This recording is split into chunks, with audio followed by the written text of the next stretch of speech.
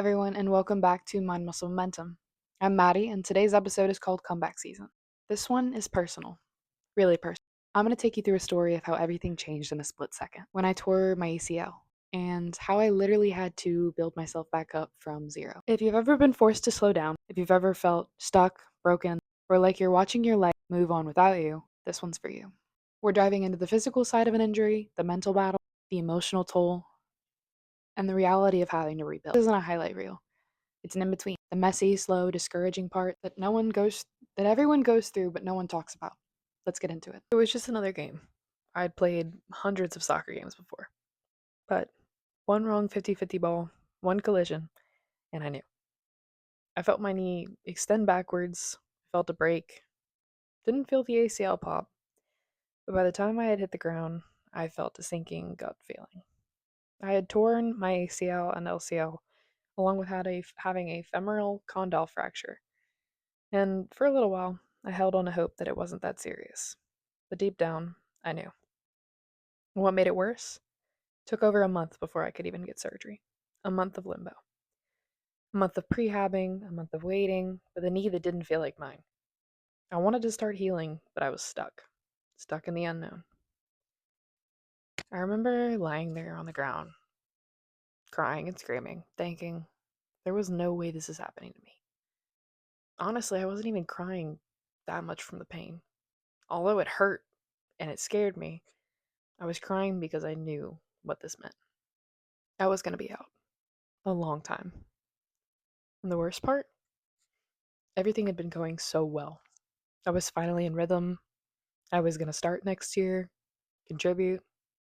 I was in the best shape I'd ever been in thus far playing in my collegiate career. I was happy. And just like that, it was gone. One second I was sprinting, the next, I couldn't even walk.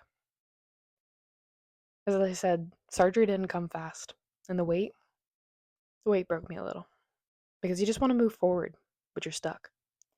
When I finally had the surgery, it was 5 hours long, and I woke up terrified with my leg locked straight. The pain was the most intense I'd ever felt in my life. The next thing that hit even harder was the loss of independence. I needed help for everything. Getting dressed, showering, simply just getting out of bed was impossible. Sleeping was awful. I was uncomfortable, in a ton of pain, and my mind would not stop spinning. I'd lie there thinking, what if I'm never going to come back the same? There was a ton of fear, frustration, and waiting. I felt like I was watching my life through a window. The mental spiral was the hardest part. I watched from afar as my teammates traveled, trained, won games, and I was on the couch, alone. I wasn't just missing games. I felt like I was missing a part of my identity. I wasn't an athlete anymore. I felt irrelevant, like I didn't matter. And I hate admitting that, but it's the truth. Every day felt the same. Ice, elevate, pain meds, PT, repeat. There were definitely days I didn't feel like getting out of bed. Days I felt like a failure. Days that I didn't recognize myself. Started asking myself, who am I without soccer? Now I started comparing, watching everyone else move on, and it made me feel stuck, behind, like I was falling off track in life. When you finally get cleared to do something, it's honestly not even that exciting. It's humbling. Day one back in the gym, I could barely even balance on one leg. My good leg was so strong, my injured leg, shaky, weak, like a foreign object. And it pissed me off. I was starting over, from ground zero, and it was frustrating as hell. Your ego wants to lift heavy, but your body says, you better relearn how to stand. I had to learn real patience, the kind that forces you to clap for getting 5 degrees more of flexion. Eventually, things started clicking. I still remember the first time I put my crutches to the side when I walked in the door and walked towards my family without the help of crutches. The first time I had a single leg press. The first time that I was able to jog. You realize that progress looks nothing like it used to. It's way slower, smaller, and much more personal. But it's also deeper. It means so much more because you earned every single inch of it. And that's when I started rewriting what success looks like. Physically, I had to rethink everything. I was used to training for performance. Now, I was training for function.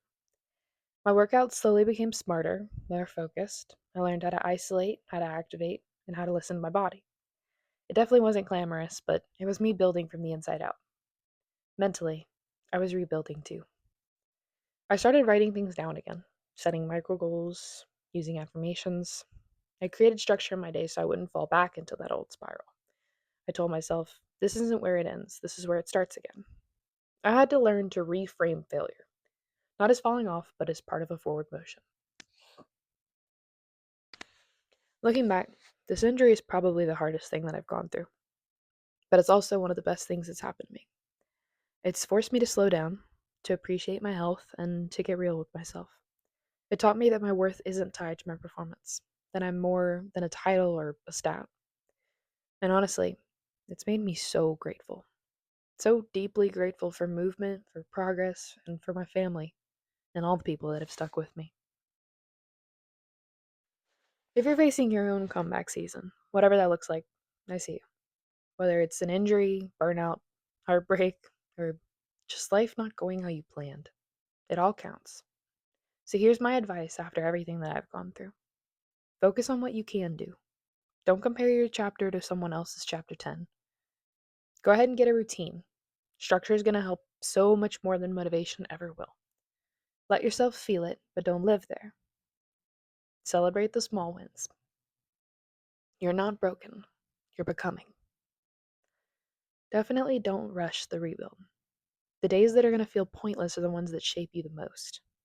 Keep showing up, keep stacking the tiny wins, because one day you'll look up and realize you're not just back, you're better. And honestly, a small side note: I just recently got sick for over a month and a half. I've done about 6, 7 months of rehab and was crushing it, finally getting back to jogging, possibly even being released to run with the team again. And then I find out that I had a infection and had to spend over a month and a half recovering from that. It has obviously been hard. My body has changed, my rehab has stopped, and I'm frustrated. But everything that I just said is very true for me too. I can choose to focus on what I can do currently. I can go ahead and keep myself from comparing myself to another. I'm starting again with a good routine and structuring myself because I know that motivation might not always be there. I've allowed myself to feel it, but I'm not choosing to live in that. And I'm celebrating the small wins and the fact that I can go back to doing all of those things and I'm not having to relearn how to walk again. So, that's all I have to talk about today. If you took anything from this episode, let it be this: comeback seasons don't start when everything is going right, they start when you choose to rise, even when it's messy. Thank you for listening, and thank you for being a part of this momentum. I'll see you in the next one.